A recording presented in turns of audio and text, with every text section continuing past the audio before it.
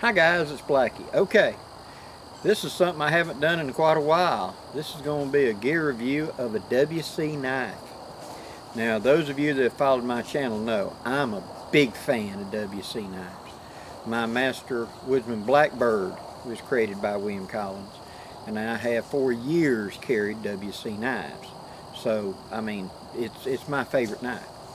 But that don't mean I've had every model. It don't mean I've tried out every model. I've got quite a collection, but I don't have every one of them. And I know a lot of people that do collect them. And nowadays William is creating knives for specific dealers. And so he has created one, and the dealer reached out to me and said, "Would I like to take a look at it?" And I said, "Oh, heck yeah, let me see it." And that's this knife. Now this is a belt knife. And what you're looking at there is the sheath that the dealer manufactures to go with it. But the knife is the clipper. Notice that upswept tip. This is nice. Now, let's talk about it for just a second. It's got that sure touch handle like I like. It is a mixture of G10 and rubber. So it makes it feel not warm in the hand, but it doesn't feel cold in the hand. It feels cool, yes, but when you pick it up on a cold day, it doesn't feel cold in the hand like my Carta can. And at the same time, whenever you pick it up, it's wet, it's damp, it's whatever, it does not feel slick. Now I was concerned, I'll admit, when William first told me about this stuff, and on my Master Woodsman Blackbird, the first Blackbird, has got this type of handle, this sure touch handle on it. And I was a little, I didn't know about it. You know, I said, will rubber hold up? Because I do a lot of work, dirty hands, it's going to wear it away. And William said I grind on it with like a 40 grit belt, doing it so many hundreds of RPM, and it doesn't peel it up and tear it up. Well, that's pretty good enough. So this handle material, as you can see, is layers. Okay, you see the striation in it. It's well bonded, it's not going to come apart. It feels good in the hand. It's got the traditional grip pattern like most of William's knives had, and these are 3 different grip angles. Down here at the bottom, you grip it like that, and I like to put the pinky through the lanyard. That allows me to make a fist, and now I got something that I can chop with, and it's not going to come out of my hand. That pinky loop will lock it in, it's not coming. Then you've got the standard grip for most of it, and then this up front is so you put your pinky in there and you can grip up and use just the tip. That's what that's for. That part of the grip is for. 2 fingers right there, so I can lock on and use just that tip. Now this blade has got that serpentine shape to it. It drops and it up curves to this point. This is a very point intense knife. Now what that means is you're going to be able to do minor detail work with that tip. That's perfect for picking holes and getting it underneath. Now this is not a skinning knife because that point goes down. You can't bear down like that and slide underneath easily. It means you're going to have to pick the hide up, lift it up with your fingers, and go between your fingers and slice up. But it will skin that way. It has a good 90-degree spine on it, and it's got that sweet spot. Remember all the Woodsman's grinds and stuff that William's got?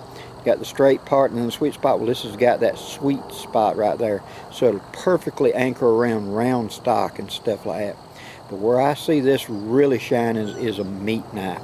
This is going to be a great knife for cleaning deer and processing game. This would be a really, really good knife for that.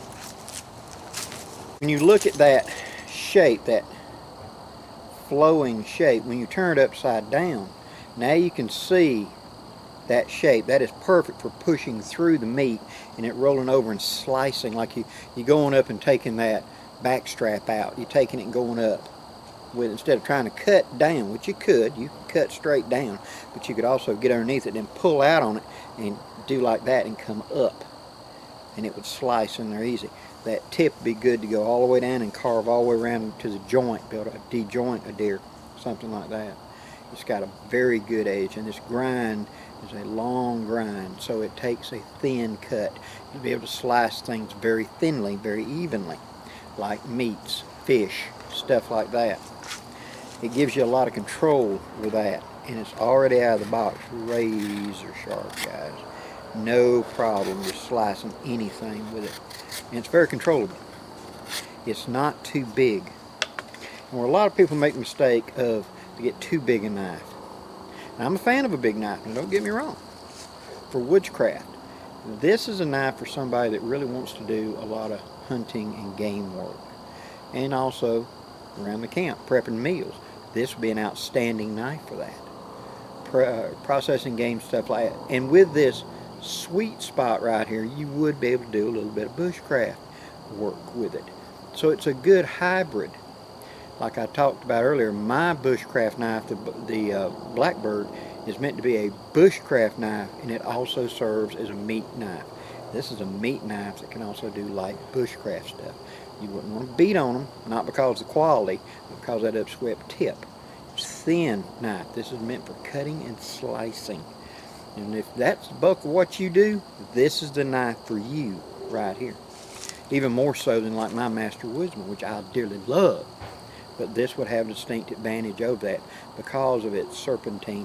When you go to bear down and cut, you see, you have a long stroke that you could bite in and come way back here. So you make a long slice when you're cutting up steaks and roasts and stuff like that.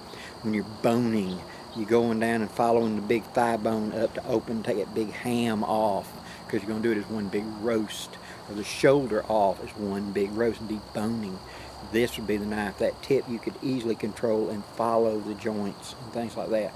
Or for getting around the ribs and going in between the ribs and separating to get the bone out and leave the meat. You know, a lot of people don't do that anymore, but I can remember taking, because whitetails don't have hardly any meat on their ribs, okay? But we would take the ribs and we would slice on the inside, and then we'd take the bones out and leave just that collagen meat, and that would be cooked long and slow to soften it and make ribs out of it. There ain't a lot of meat there, but there's a lot of flavor there if you know how to do it. So, my thoughts on the Clipper.